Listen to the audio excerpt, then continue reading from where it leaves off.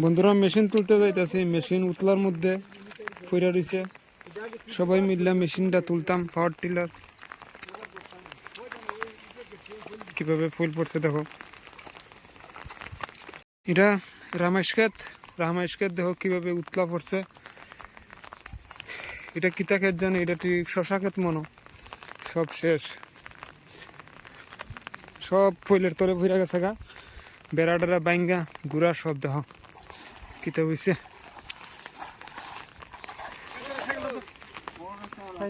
মেশিনটা তুলতে আইছি আমরা।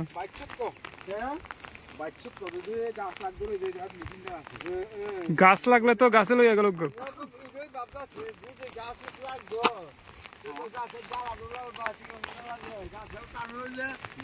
মেশিনটা এই জায়গাতে আসলো, উল্টে নিয়ে ফলাইছে ওই এখানে। আমরা তুলতে আইছি,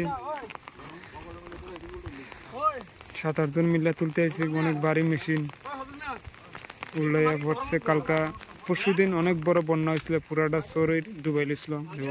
কিচ্ছু নাই, কৃষকরা এমন ক্ষয়ক্ষতি হয়েছে কনের মতো না। আমরা বাঙালিরা এখানে কৃষির উপরে নির্ভরশীল। 80% বাঙালি, সব শেষ। বাঙালিরা কিভাবে ক্ষয়ক্ষতি হয়েছে মানে এটা কনের মতো না। দেখো কি বড় বড় গাছ লাগছে, আর শুধু চরের মধ্যে বালু আর বালু। ফুল পড়ছে না, সব বালু পড়ছে। মানে সামনে আবার যেন গৃহস্থী করতো মানুষের, এরকম না। বালু কইরা সব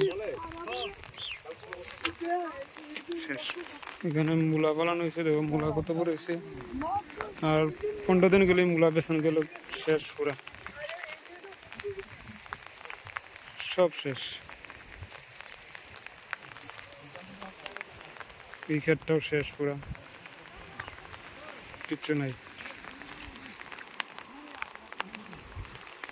ইটুমারি নেড়ে দিতেই লাগছে, পরিষ্কার করতেই লাগছে 5,000 টাকা। সব শেষ। এটা আমার ভাই তারার জেঠু তারার ক্ষেত।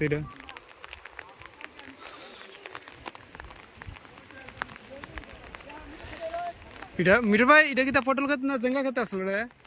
হ্যাঁ ভাই, ওইটা পটল ক্ষেত না জেঙ্গা ক্ষেত আসলো? জেঙ্গা বুড়ি টুড়ি সব লইয়া গেছে, গাছের কোনো পাত্তা নাই। ওই জায়গাতে তিলও আসলো, সব শেষ। কিভাবে জঙ্গল চাপড়া বালু আইয়া পড়ছে জমিগুলোর মধ্যে। ওই সামনে দেখো,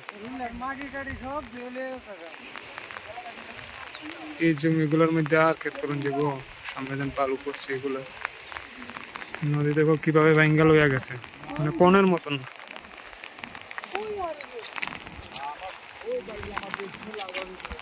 বন্ধুরা এটি কারকুল ক্ষেত শেষ। বন্ধুরা আপনারা মনে করবেন যে এটা আমি কোনো নদীর মধ্যে বালুর চরের মধ্যে আছি, কিন্তু অ্যাকচুয়ালি এরকম না। এটি হচ্ছে ক্ষেত, এটির মধ্যে সবজি টবজি করা হইতো। এখানে মরিচ লাগাইতো, শীতের সিজনে মরিচ লাগাইতো। এখানে ধান লাগাইছিল না রে? এখানে ধান লাগাইছে। দেখো ধান ক্ষেতের মধ্যে কিতা হয়েছে, দেখো পুরা বালু পড়ে রয়েছে। এইগুলোর মধ্যে আর ক্ষেত করণ যেত না। পুরা বোঝন যাবে যেমন আমি নদীর ভিতরে আছি কোনো বালির চরের মধ্যে, কিন্তু এটা অ্যাকচুয়ালি জমি এগুলোর মধ্যে ফসল করা হয়। কিন্তু শেষ, সিটির মধ্যে আর কোনো সময় ফসল করণ যেত না।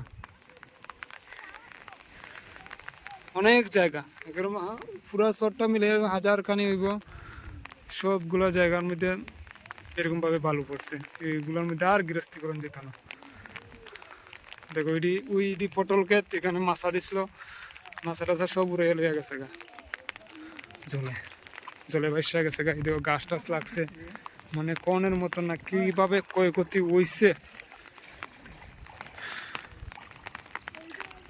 কৃষকরার। এটা হচ্ছে আমরা জমি, দেখো কিভাবে বালু ফেলাইছে। এই বালুগুলোর মধ্যে আর ক্ষেত করণ যেত না। এর মধ্যে তিল ফেলানো হয়েছিল, তিল কাঠটা রাখা হয়েছিল, সব লইয়া গেছে গা। সব লইয়া গেছে গা। কিভাবে ফুল পড়ছে দেখো। এটার মধ্যে মরিচজন করা শেষ। ওই তো লাইল বরাবর কইছি নি কিভাবে পড়ছে বালু। এই জমিগুলোর মধ্যে আর ক্ষেত করণ যেত না। এই যে এই গাছটির লেগে সবটি ভালো আমরা এনে পড়ছে। এনে ওই গাছের বাইলে জমছে। গাছ আরে তার বেড়ার লেগেই বালুগুলা এনে জমছে। এখানে ধান লাগানো হয়েছে, ধান সব বালুর নিচে। দেখো এদিকে পুরা ধান ক্ষেত, ধান সব বালুর নিচে শেষ।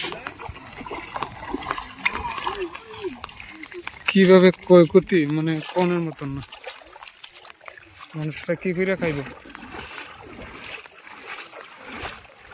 এখানে আমরা জ্বালা ফালানো হয়েছিল, দেখো জ্বালা অল্প অল্প বসে গেছে এই জায়গার মধ্যে তোরা।